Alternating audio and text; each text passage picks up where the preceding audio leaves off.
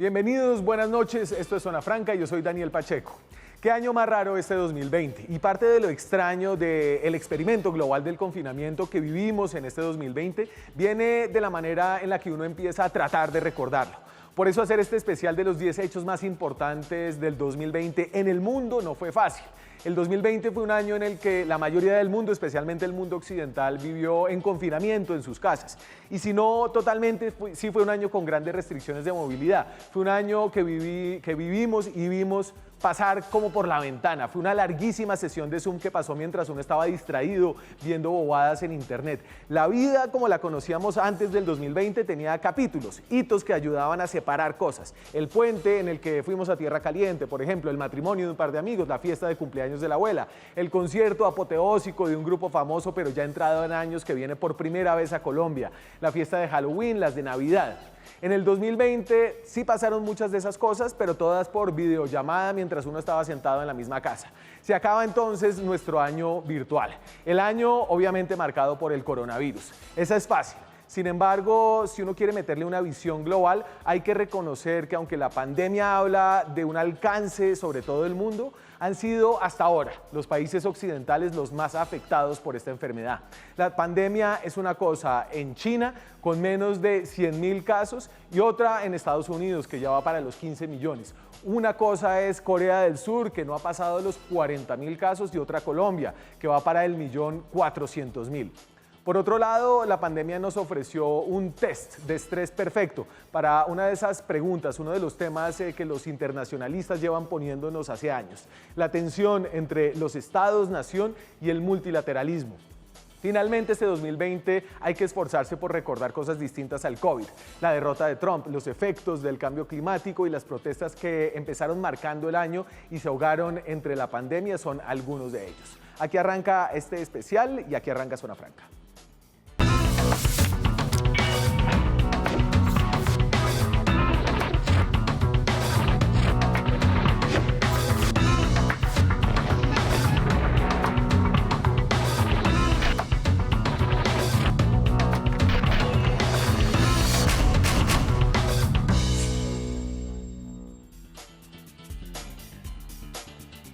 Y arrancamos este especial de los hitos y los hechos que marcaron el 2020 con una invitada que creo que está marcando este programa como una señal de cómo envejecemos todos juntos. Es un gusto envejecer con usted, Sandra. Sandra Borda es internacionalista, tiene un doctorado en ciencia política y da clases en la Universidad de los Andes. Sí, definitivamente este es como el tercero, no sé si el cuarto. Me da pena, será usted el que está envejeciendo, eso no tiene nada que ver conmigo.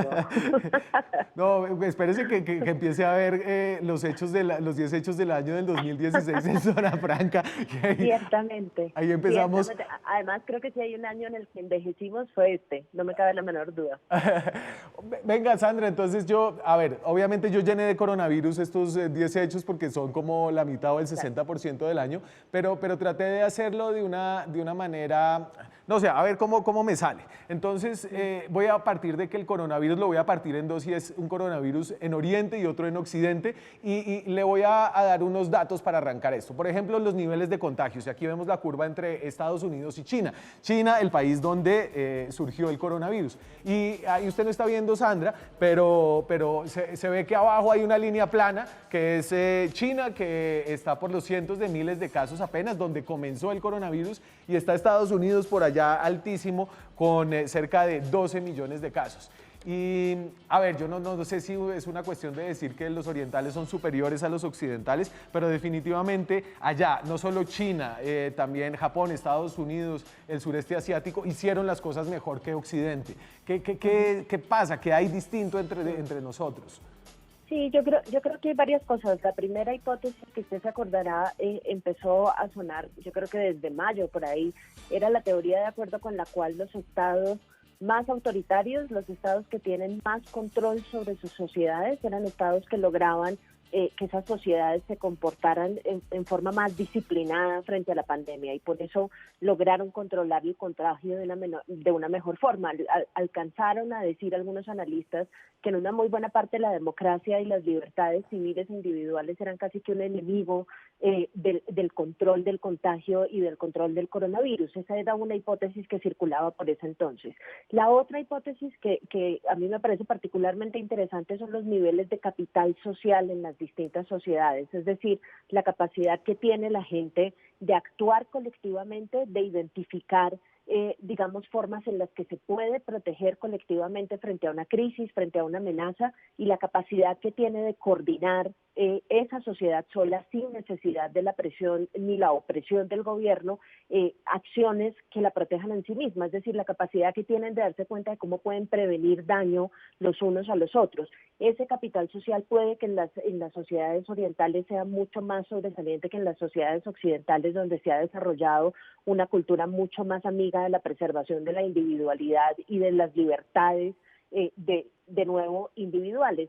Si usted se fija, por ejemplo, en Estados Unidos, todo el debate que hay alrededor del uso del tapabocas es un debate relacionado con las libertades civiles. La gente que no quiere utilizar el tapabocas simplemente arguye que el gobierno no los puede obligar a utilizar el tapabocas y sienten que es una forma de opresión de parte del gobierno el imponer el uso del tapabocas. Por eso, ¿se acuerda usted que en muchos estados, muchos gobernadores se rehusaron simplemente a hacer el uso del tapabocas obligatorio y muchos gobiernos occidentales se han rehusado a hacerlo obligatorio?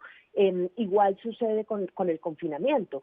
A Estados Unidos le costó mucho trabajo tomar una decisión alrededor del confinamiento, solamente lo hicieron algunos estados, nunca se hizo a nivel federal, y digamos que la capacidad de autorregulación de la sociedad fue baja, y la capacidad del gobierno, por cuenta pues también de que era un gobierno republicano y demás, de tratar de imponer ciertas medidas en una situación de urgencia también fue muy baja. Esas son dos hipótesis que yo creo que vale la pena evaluar a la luz de la crisis que provocó internacionalmente el coronavirus. Sí, sí, yo creo que nosotros nos veíamos con, creo que algo de un aire de superioridad riéndonos de los chinos comiendo sopa de murciélago y creo que son ellos los que están riendo de últimos viendo el debate estadounidense acerca de si ponerse una mascarilla es una violación a la intimidad de las personas. O sea, qué sociedad tan inmadura, tan ridícula y tan ineficiente que es la democracia. Eso obviamente viene con unas consecuencias tremendas. Voy a poner simplemente una comparación, por ejemplo, del crecimiento del Producto Interno Bruto, de nuevo entre China y Estados Unidos, ¿cierto? Un poco esos dos grandes marcadores de Occidente y de Oriente, y en China rebotaron en el segundo trimestre del 2020 a un crecimiento del 12%, luego de haber tenido un crecimiento negativo del 10%, y ahora están de nuevo como en los niveles que llevaban antes, mientras Estados Unidos cayó más de 30%. Y en ese sentido, no fue solamente un tema de gobernabilidad, fue un tema de impacto general sobre la población que generó esta pandemia, y el que está pagando Occidente de una manera mucho más distinta. Sí, yo creo que la otra cosa que vale la pena evaluar a la luz de eso es como la capacidad de reacción o de adaptabilidad de los estados frente a esas crisis. Y en eso yo creo que la explicación relacionada con la polarización política por la que atraviesa Estados Unidos en este instante es interesante. El trabajo que les ha costado tratar de construir y de implementar planes de alivio económico para la gente que se ha quedado sin trabajo ha sido enorme. Fue parte, digamos, de la pelea electoral hacia finales de noviembre, y en el Congreso, digamos, las discusiones entre republicanos y demócratas han sido discusiones supremamente difíciles acerca de cuánto debe apoyar el Estado a sus ciudadanos en una situación de crisis económica como esa. Eso también dificulta la reactivación de la economía. Si la gente no tiene trabajo, no tiene sueldos, y si no tiene sueldos no consume, y si no hay consumo no se reactiva la economía. El problema grueso que yo creo que eventualmente tuvieron, y la discusión, usted se acordará de ella, era que había estadounidenses que con las ayudas que estaba proveyendo el gobierno en el momento más álgido de la crisis, estaban algunos de ellos inclusive ganando más de lo que ganaban mensualmente en los trabajos que tenían, y eso generó digamos que algunas de estas personas que recibían las ayudas simplemente no tuviesen un incentivo claro para ir a trabajar. Pero ese discurso que utilizaron muy bien los republicanos para decir lo que estamos es alimentando, digamos, una suerte de inercia de la economía y estamos creando un sistema de Estado, de bienestar, del que son grandes enemigos los estadounidenses por cuenta de que eso les recuerda mucho al socialismo europeo y demás. Eso hizo que la cosa se demorara sustancialmente y a estas alturas el gran reto que tienen por delante es el reto de la reactivación, sin duda alguna. Sandra, voy a meter aquí esta conversación a Carlos Patiño. Carlos Patiño es profesor de la Universidad Nacional, sabe de todo, de filosofía, sabe de política internacional y creo que no hay un conflicto, por pequeño que sea en el mundo, que el profesor Patiño no haya estudiado o sepa al menos el nombre de los países y los líderes que lo impulsaron. ¿Cómo está, Carlos? Buenas noches. Hola Daniel, buenas noches, todo muy bien. Sí, ya se va a acabar este 2020 de Zoom y todavía tenemos problema para conectarlo, pero le agradezco ahí la paciencia. Hablábamos con Sandra estamos en este especial de los 10 grandes hechos que marcaron el mundo. Obviamente creo que por ahí 5 o 6 de ellos están relacionados con el coronavirus y yo arrancaba partiéndolos. El primero y el segundo es la manera distinta en la que Oriente vivió la peor pandemia que ha afectado al mundo en cerca de un siglo y la manera distinta en la que la vivió Occidente. Oriente con China, que tiene menos de 100.000 casos, y Estados Unidos, por ejemplo, que va por ya va para los 15 millones más o menos. Al respecto, ¿qué quiere decir? Pues como para evitar las redundancias, yo quisiera destacar algo que ha sido muy importante a lo largo de este año de coronavirus, más allá de Oriente y Occidente, más allá, digamos, de las connotaciones políticas, y hay un hecho que es muy interesante, y es que ha habido una especie de connotación, una especie de aceleración muy fuerte en la ciencia, porque lo que estamos viendo, sobre todo en estas últimas semanas de noviembre y lo que vamos a ver a partir de las próximas 2 semanas de diciembre, es un hecho sin precedentes en la ciencia y es primero el desarrollo de una vacuna en menos de 9 meses de investigación, después de una ardua y muy fuerte competencia científica, de las cuales además algunas de esas vacunas tienen que ver con una modificación de estructura genética para poder, digamos, afectar la reproducción del virus y poder contraatacarlo. Pero adicionalmente, otro elemento que es muy importante es que nunca se había visto en la historia de la humanidad una acción concertada de confinamiento y una acción concertada de este tamaño que afectara prácticamente a la población mundial. Esto realmente es una cosa sin precedentes, es una cosa muy sorprendente, digamos, del mundo occidental, perdón, del mundo contemporáneo, pero además un hecho que además es muy interesante del mundo occidental y es que ha estado marcado por un fuerte debate alrededor de la ciencia. Recordarán que el movimiento antivacunas ha ganado un terreno muy importante en los últimos 10 años, hasta el punto de que ha puesto en jaque procesos de vacunación para poder erradicar una serie de enfermedades que han existido en el mundo y en el punto contemporáneo realmente hay ya, digamos, toda una acción muy fuerte en el que la ciencia ha mostrado que vuelve a ser el punto de salida para muchísimos de los problemas de la humanidad. De acuerdo, yo tengo el tema de las vacunas como uno de los grandes hechos del 2020 y seguramente lo seguirá siendo de nuevo en el 2021.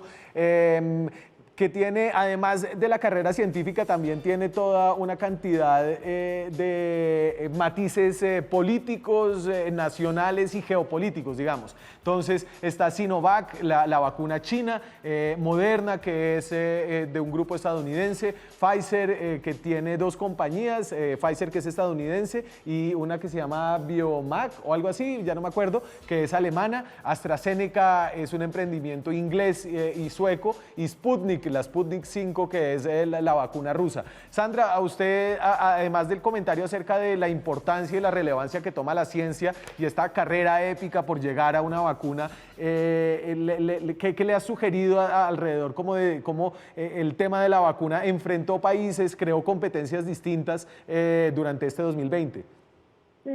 Sí, yo creo que hay 2 cosas que llaman poderosamente la atención. Una que es muy obvia y es que sigue habiendo digamos, una distancia gigantesca entre el desarrollo científico alrededor de estos temas en el norte y en el sur del mundo. Claramente, otra vez, están concentradas las capacidades para producir este tipo de vacunas en países desarrollados, y el debate que sigue entonces frente al resto de países del mundo es el debate alrededor del acceso, que es un debate que inclusive está teniendo lugar en Colombia. ¿Qué es lo que están haciendo los gobiernos para asegurarle a la gente que efectivamente las vacunas van a llegar a los países, van a llegar a los precios a los que deben llegar o inclusive gratis? Ese ha sido un debate sustancial que creo que tiene que ver mucho, digamos, como digo, con la gran distancia que hay entre los desarrollos en países del norte y el sur, pero también creo que es una discusión mucho más amplia alrededor de nuestros sistemas de salud. Es una discusión que se empezó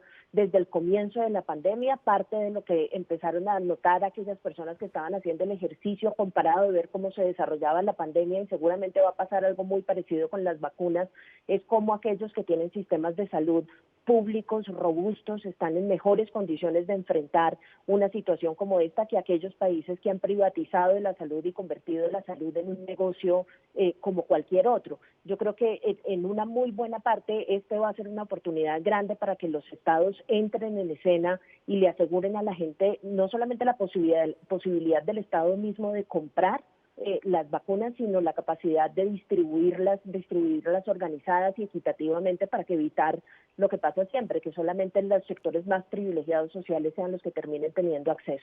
Y me ayuda usted a saltar a otro de los grandes hechos que fue marcado, digamos, en medio de la crisis del coronavirus, y es esta discusión que a ustedes los internacionalistas les encanta acerca del multilateralismo de los estados-nación. Obviamente una crisis de salud global. Voy a poner aquí a uno de los personajes que representaron el multilateralismo durante la crisis de la pandemia, el señor Tedros. ¿Cómo es que es su apellido? No me lo he podido aprender, pero es el director de la OMS. Todos lo conocemos como el señor Tedros. Ahí va. In the days and weeks ahead, we expect to see the number of cases, the number of deaths, and the number of affected countries climb even higher.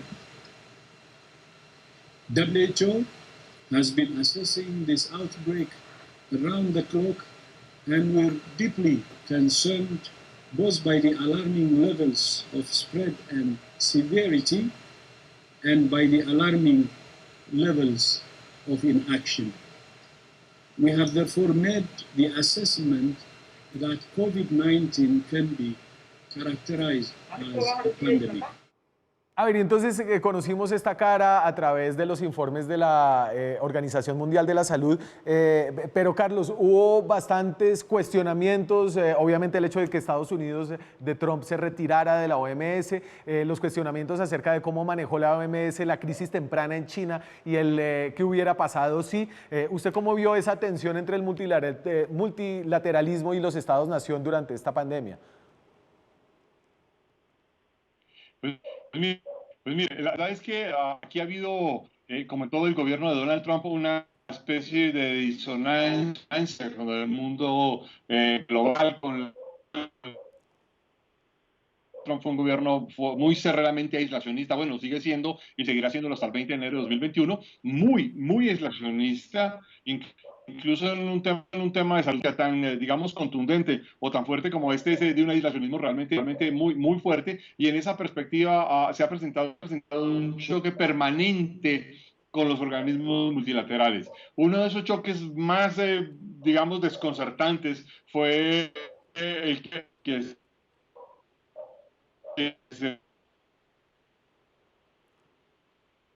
Uno de los choques más desconcertantes, tenemos ahí un problema de comunicación. ¿Usted se atreve a decir cuál era el choque tan desconcertante del que iba a hablar Patiño, Sandra? No, venía cayéndose ahí, me dicen si lo tengo, pero bueno, todavía no lo tengo. La cara de Tedros es importante, Sandra, en todo este debate, porque él es de Eritrea, ¿no? Y es como estos burócratas internacionales de países donde hay gente de distinto color a el blanco estadounidense que tenemos un poco y al que estamos acostumbrados de las personas importantes que vienen y le dicen a los otros países del mundo cómo hacer las cosas y todos los conflictos que tuvo al respecto. Sí, Fíjese que yo señalaría un par de cosas en la misma línea de la tensión esta que usted señala entre los estados y el multilateralismo. La primera de ellas es que efectivamente Estados Unidos, digamos, encabezó, y esto fue parte de esa tendencia, una política exterior pues destinada a debilitar los organismos multilaterales, y la OMS cayó, digamos, en ese intento. No fue la única organización que cayó allí, pero sí fue, digamos, una de las víctimas fuertes de esa política exterior de la administración Trump, muy tendiente además no solamente a deslegitimar lo que había hecho la organización, sino también a deslegitimar la participación china al interior de la organización y tratar de culpar a la organización y a varios actores internacionales del desastre en la gestión que él mismo tuvo al interior del país. Era una forma como de expiar culpas, y en ese sentido los actores internacionales fueron supremamente útiles. Pero en ese escenario creo que hubo actores, y estoy pensando particularmente en Alemania y tal vez en esta suerte de llave que armaron Alemania y Francia para tratar de rescatar el multilateralismo durante la era Trump, y que trataron de empujar un poquito la gestión de la Organización Mundial de la Salud también en ese escenario, pensando justamente en la idea de que enfrentar este tipo de crisis y enfrentar la pandemia era una cosa que se iba a lograr con muchísima más facilidad si se hacía conjunta y colectivamente, así cada estado le apuntaba en distintas direcciones. Carlos ya estaba mencionando la importancia de los avances científicos, y una muy buena parte de esos avances científicos tienen lugar gracias al intercambio de conocimiento, al intercambio de ideas, al intercambio de tecnología que hay entre los países, y que posibilitó el que una vacuna fuese gestada tan rápidamente. Digamos, sí. Estos laboratorios no actúan encerrados en un edificio. Entonces, creo que en ese sentido hay todavía unos actores internacionales que están empujando la agenda multilateral, que están tratando de hacerle entender al resto del mundo que es muy importante actuar colectivamente en un escenario de un problema que es abiertamente colectivo, y bueno, creo que hicieron el contrapeso que pudieron, ¿no? Sin embargo, todavía está sobre el tapete una discusión que yo creo que hay que dar sobre el papel de la Organización Mundial de la Salud, lo que se demoran en llamar pandemia a una pandemia, y las capacidades de reacción que tienen, porque como buena organización internacional se han vuelto tremendamente burocráticos y eso los hace lentos. Sí, y ahí está de nuevo el profe Patiño. Carlos, usted iba a llegar como al punto más álgido de su intervención cuando lo perdimos. Obviamente. Sí, qué pena, es que ahí no sé, el internet está un poco variable, pero lo que iba a afirmar es que en medio de esta disputa sucedió algo que era impensable, es el anuncio de Estados Unidos de retirarse de la OMS, y en respuesta, Xi Jinping, una respuesta muy hábil, pues anunció un aporte extraordinario de $450 millones, que según algunos reportes ya se desembolsó a la OMS, dándole a la República Popular China un protagonismo político y de salud pública global realmente, digamos, inesperado, sorprendente, y ha sucedido una especie de juego muy complejo. Estados Unidos se retira de la escena internacional, mientras que la República Popular China cada vez tiene un mayor posicionamiento, que es un poco lo que, digamos, vendría a estar en juego ahora con la llegada de Joe Biden al poder, y obviamente lo que representa esa llegada del poder de Biden, y obviamente lo que puede estar en juego detrás de ese asunto. Pero este ha sido muy interesante, porque la pandemia ha sido necesariamente un escenario de competencia internacional, frente a lo multilateral, frente a la competencia científica, frente a las políticas que ya notaba Sandra con respecto, por ejemplo, a cómo tomar medidas equitativas para paliar un problema tan complicado de salud pública como el que aparece en el mundo contemporáneo, y la distribución de las vacunas, pero además la cantidad de puertas que se han abierto y que han mostrado una especie de cara de competencia internacional que algunas veces parecía estar cerrada o que no existía, y obviamente hemos visto una especie de realismo muy fuerte en este momento. Interesante eso, no es el fin del multilateralismo, sino el fin del liderazgo estadounidense, o el cambio de liderazgo alrededor del multilateralismo, sugiere Carlos Patiño. Voy a hacer una pausa muy breve, seguimos con ustedes dos durante este programa. Estamos hablando de los 10 grandes hechos que marcaron el mundo en el 2020, ya volvemos. Seguimos en Zona Franca. Esta noche hablamos de los 10 hechos que marcaron el año 2020 en el mundo. Hemos pasado por 4 que tienen que ver con el coronavirus, cómo el coronavirus fue enfrentado de manera distinta en Oriente y segundo en Occidente, el desempeño del multilateralismo en esta crisis de salud global y la carrera por la vacuna, una carrera científica que no tenía, yo creo que antecedentes, sino en la llegada del hombre a la luna, mucho más sexy que vacunas, pero está definitivamente un avance igual de importante para salvar vidas humanas. El último que meto yo aquí en tema coronavirus, estamos hablando con Sandra Borda, con Carlos Patiño, es el tema de la recesión global que ha traído este coronavirus. Y yo no sé si esta es una recesión global como otras recesiones globales que hemos tenido. Aquí les pongo algunos datos de esta recesión global. El crecimiento para la economía mundial se ha estimado para finales del 2020 en una caída de hasta 5%. No había una caída similar desde la Gran Depresión del 29. La recuperación económica será lenta, no se sabe si será en U, en B o en W. Aumentará el número de personas que viven en la pobreza extrema. Se estima que serán unos 90 millones adicionales. No sé si habíamos tenido nosotros desde la guerra un retroceso tan grande en el tema de la pobreza. Sandra, arranco por usted. El tema de esta recesión, ¿usted ve algo distinto en esta recesión? Sí, veo dos cosas que me parecen interesantes. La primera de ellas es que es una recesión económica que ha traído efectos desiguales para la población. Ya lo habían advertido el Banco Mundial y el Banco Interamericano de Desarrollo desde el comienzo de la pandemia. Esto iba a terminar afectando justamente a los sectores más marginales de la población socioeconómicamente hablando, y efectivamente así sucedió. Luego, el efecto que va a producir la recesión no es solamente pobreza, sino profundización de los niveles de desigualdad, y eso pues es tremendamente preocupante porque claramente no estábamos en un buen lugar, especialmente en América Latina, en materia de desigualdad, y esto lo que va a hacer es justamente profundizar esas diferencias. Digamos, está la tesis de que la profundización de la desigualdad trae conmoción política, porque a veces los estados, y particularmente estados débiles como los nuestros, en escenarios de esta naturaleza terminan ayudando más a los que tienen más cerca y no necesariamente a los que más los necesitan. El otro efecto que tiene, que es supremamente preocupante, es que ha sido una recesión que le ha pegado mucho más fuertemente a las minorías. En Estados Unidos ya quedó demostrado que las minorías étnicas han sufrido mucho más, y esto obviamente tiene que ver con el argumento anterior, los efectos de la pandemia. En otros lugares, particularmente en América Latina, pero esto creo que es generalizado a todo el mundo, las mujeres han tomado, digamos, la parte más dura de esto, porque las primeras en abandonar el mercado laboral siempre, en casi todos los casos, han tenido que ser las mujeres para retornar a sus hogares ante el escenario de los hijos que no pueden ir a los colegios, y siempre, digamos, en materia laboral termina sacrificándose más rápidamente la carrera de las mujeres que la carrera de los hombres, y en general se han empobrecido más las mujeres que los hombres. Entonces, estamos en un escenario en el que las desigualdades socioeconómicas y de otra naturaleza que existían en el mundo, que ya eran preocupantes, solamente se han profundizado, y estamos parados en un mundo con estados que tienen muy pocas capacidades de remediar ese efecto que va a traer la pandemia. Así que creo que nos esperan tiempos difíciles.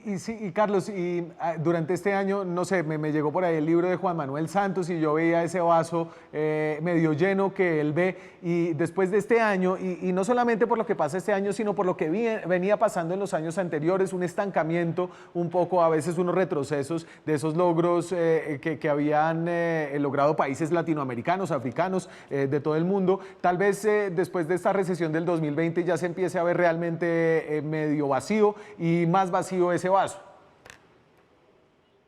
Pues la verdad, Daniel, es que la pandemia está trayendo una crisis económica que muchos han comparado con 1929 y las consecuencias que tuvo para 1929, y de hecho hay una preocupación en diversos sectores sobre cuál va a ser la forma política que tomará la salida de esta crisis.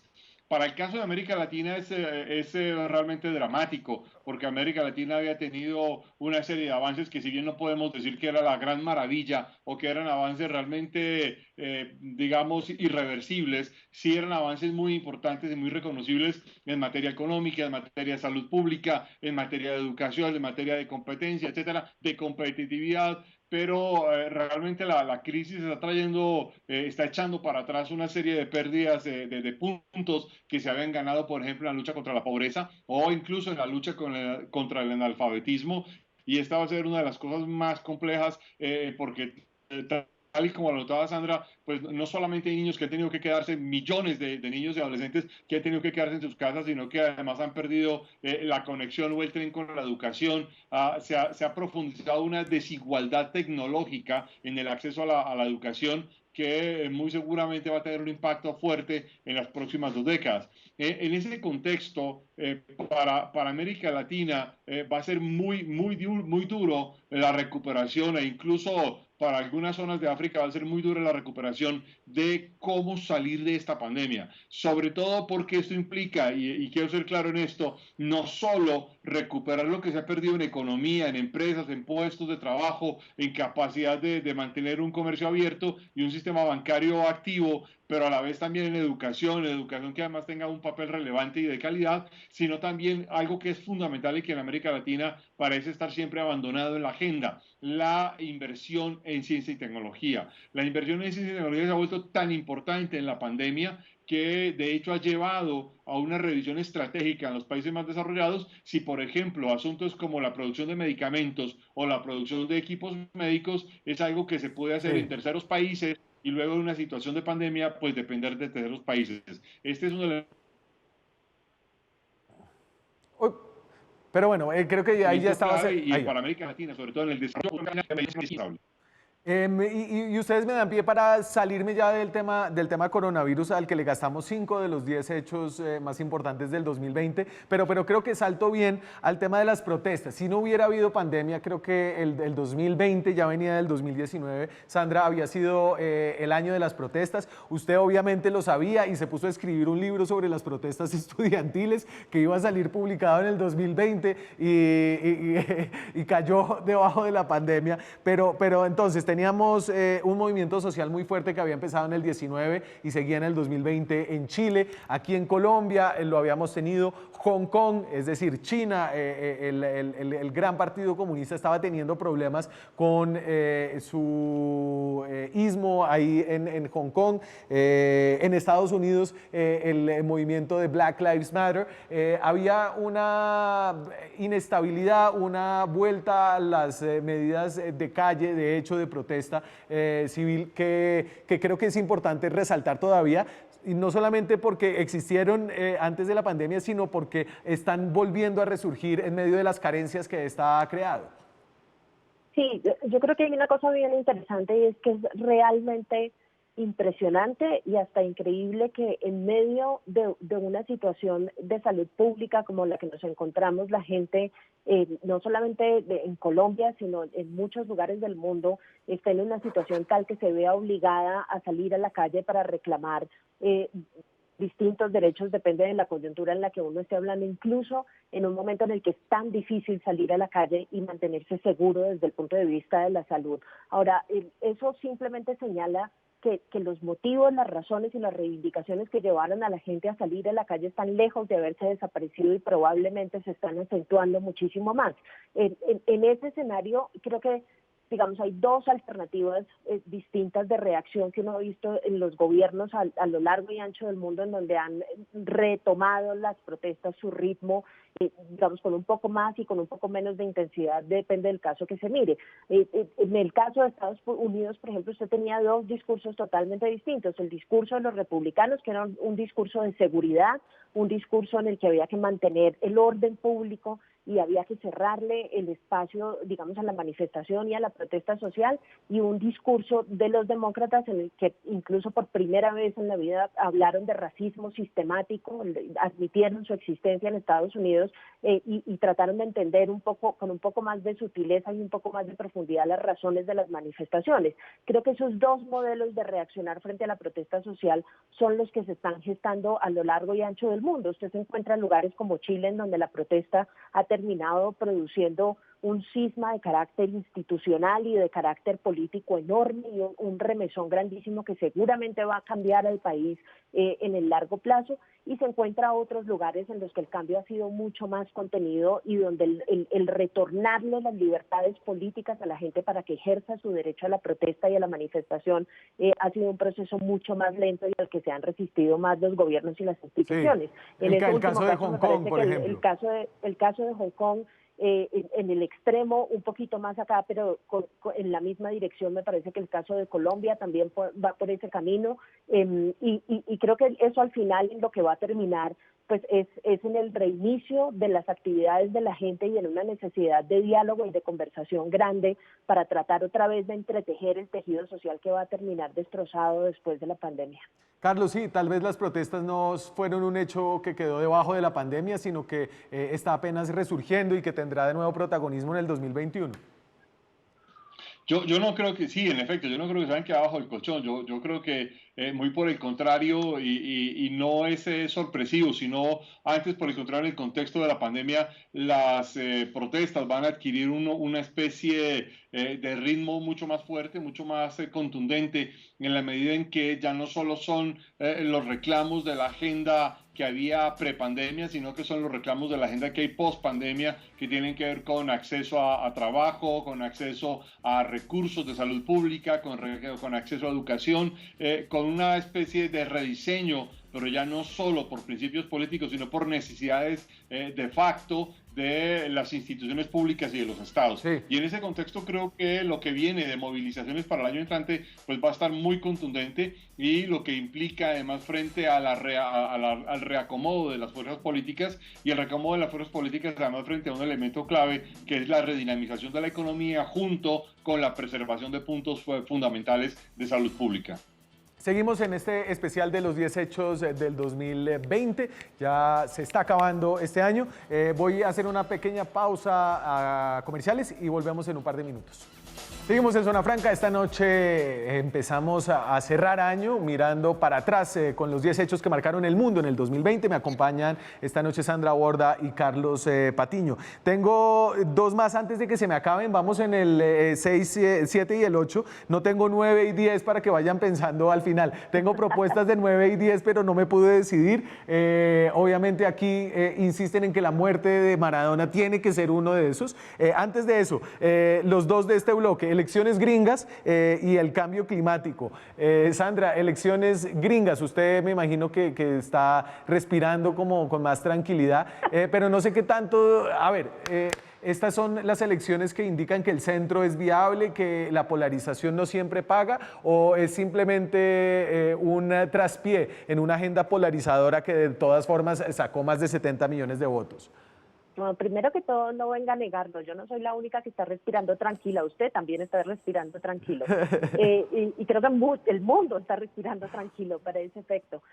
No, mire, yo creo que lo primero que hay que decir es que si uno quiere llegar a conclusiones sobre lo que significa la victoria electoral de Biden en Estados Unidos, lo primero que tiene que tener en cuenta es que no fue desde ningún punto de vista una victoria holgada, y que hay derecha radical en Estados Unidos y probablemente en muchos lugares del mundo para quedarse. El famoso populismo de derecha que algunos vieron surgir con el Brexit y que se ha ido consolidando en distintos lugares del mundo es en definitiva una fuerza política que está arrastrando otras formas de derecha más moderada y que yo no veo desapareciéndose del panorama político rápidamente.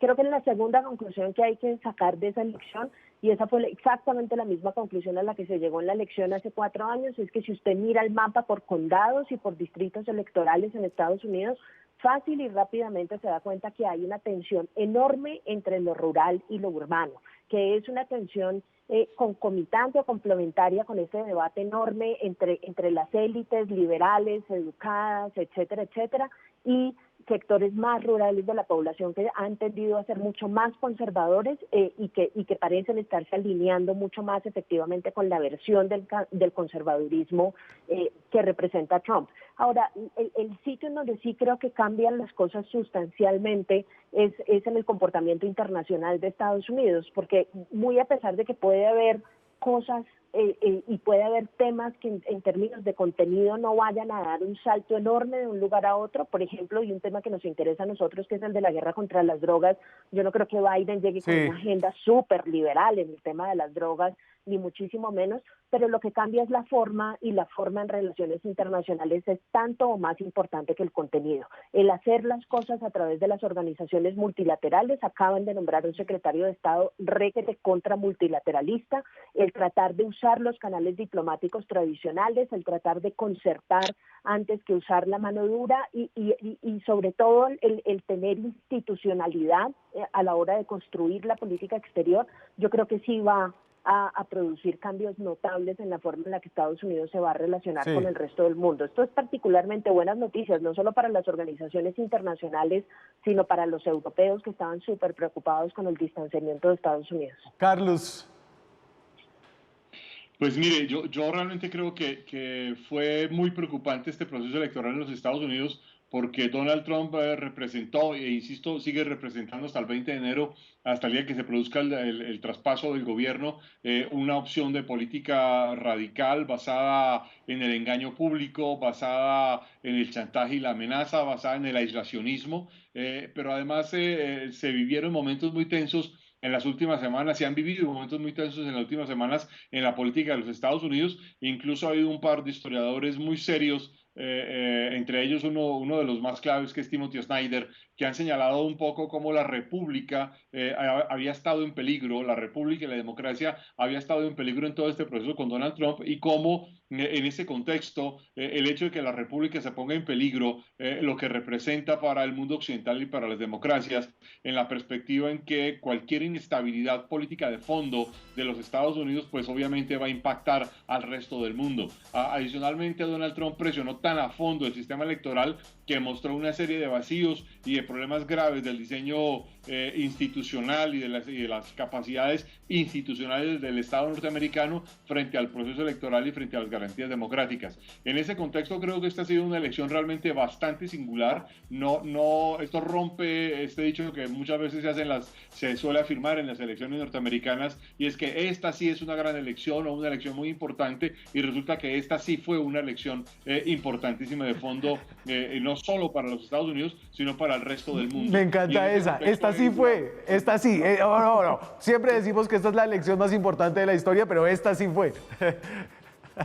Y esta fue mucho más contundente incluso que la elección de Barack Obama, porque la de Obama pues era el primer, negro que llegaba a la presidencia, pero en este caso realmente lo que estaba en juego era la persistencia de la idea de la República, y Snyder lo ha hecho muy claramente. Incluso cuando comenzó la presidencia de Donald Trump, Snyder escribió un pequeño ensayo de no más de 80 o 100 páginas que se lee rápidamente, que se llama Sobre la tiranía, y luego Snyder pues ha hecho todo un seguimiento con mucha preocupación sobre cómo la República se ponía en peligro en todo este asunto, este trasegar de Donald Trump. Voy a mi último corte de comerciales. Seguimos en los 10 hechos, vamos en 7. Nos falta cambio climático y los 2 que ustedes van a proponer al final. Eso lo hacemos después de comerciales. Ya volvemos.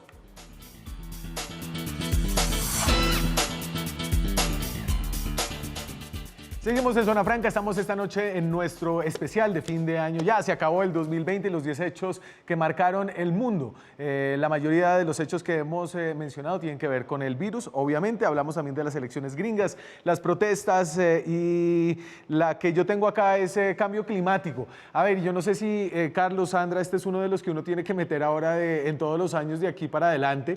Hay algunas cosas objetivas de este año que nos llevan a insistir que el cambio climático es importante. Aquí tengo algunas. Tuvimos la temporada de huracanes más fuerte desde que hay registros, más de 30 tormentas. Además de eso, no existían registros previos de que 2 huracanes, como los que tuvimos y nos tocaron a nosotros, que fueron Iota y Eta, hayan golpeado el mismo sitio durante la misma época del año. Nunca había habido 2 huracanes tan grandes en noviembre. Récord de temperatura en 141 años. El Valle de la Muerte llegó a 54,4 grados centígrados. Los incendios en California, al principio del año los incendios en Australia. ¿Qué decimos de cambio climático? Que no hemos hecho mucho para detenerlo. Además de eso, Carlos, ¿qué dice usted? Pues la verdad es que desde el principio de la década de 1980, el sociólogo inglés Anthony Giddens había planteado que el cambio climático llegaría para convertirse en parte de la agenda fundamental de la política. Luego, cuando Al Gore fue candidato por el Partido Demócrata, parte fundamental de la agenda de Al Gore era el cambio climático y los gobiernos republicanos negaron, se apartaron de toda la política de cambio climático y luego...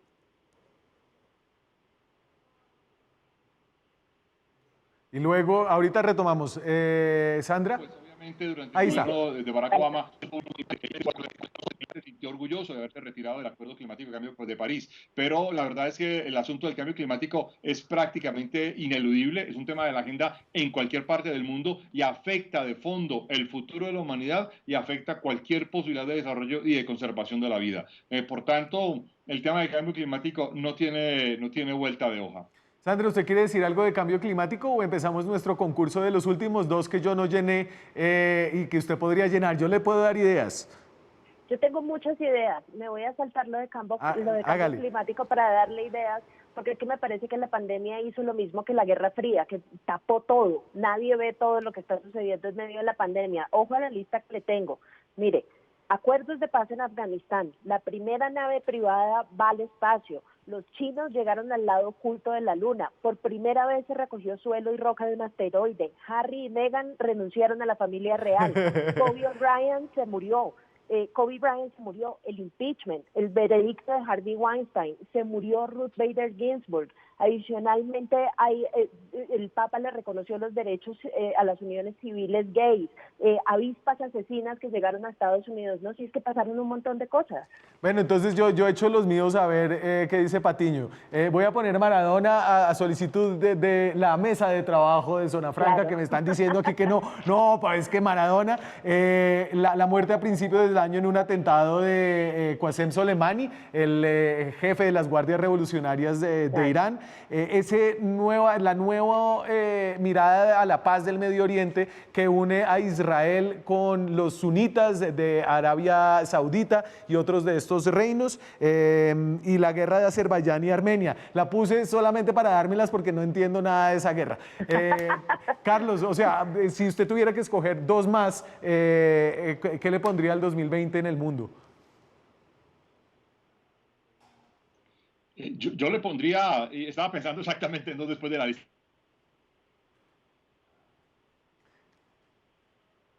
Ahí va. Ustedes sí, téngale paciencia. Yo solo pondría dos. Uno, en Estados Unidos es una cosa muy interesante, que es una confederación espacial, además dirigido por una mujer que es una experta en astrofísica y que es una experta muy importante en todo el programa espacial mundial contemporáneo. Y el segundo asunto es que la confrontación de este año entre agosto y septiembre entre India y China ha sido quizás una de las más duras desde la guerra de 1962, donde el mundo occidental no vio una serie de amenazas bastante directas, tanto entre China e India, la China de Xi Jinping y la India de Narendra Modi, para movilizar armamento estratégico y generar una especie de confrontación que se salvó en las últimas 2 semanas de septiembre y se evitó que llegara a un escalamiento mucho mayor. Excelente, sí había mucho más. Menos mal estaban ustedes para recordárnoslo. Yo que he estado viendo Zoom en todo este 2020, creo que sí hay una cantidad de cosas que a uno se le quedan por fuera. Yo creo que podemos cerrar, a no ser de que ustedes quieran hacer pronósticos, los 10 pronósticos, no mentiras, los pronósticos del 2021. Pero el 2021 va a ser un año más normal, ¿o no? Sandra, dígame que sí. Tengo grandes dudas. Uf. Grandes, pero grandes dudas. Yo creo que va a ser un año de mucha convulsión política, particularmente en Estados Unidos. Yo creo que va a ser un inicio de año supremamente difícil, porque creo que el tipo de oposición que se le viene al gobierno de Biden va a ser una cosa mucho más dramática, mucho más profunda y mucho más radical de lo que le tocó vivir a Barack Obama en sus 8 años de mandato. Carlos, ¿algo feliz para pensar en el próximo año? Pues no, realmente no hay mucho que, digamos, no hay mucho que apuntarle. Además, se me dañó el internet en la bola de cristal, entonces Entonces no tendría mucho que preguntarle, pero la verdad es que no es muy claro, digamos, un asunto de normalidad. Habría que definir qué es normalidad, además en tiempos tan convulsos, porque además llevamos 2 décadas realmente bastante anormales o bastante convulsos, como lo queramos plantear. Sandra Borda, Carlos Patiño, muchas gracias a ustedes dos por ayudarnos a dar una mirada global en este 2020. Y nada, nos vemos el próximo año. A ti, Daniel, gracias. Feliz año. Feliz año, Belisario. Nosotros nos vemos también el próximo año con más periodismo, más debate, más opinión. Chao.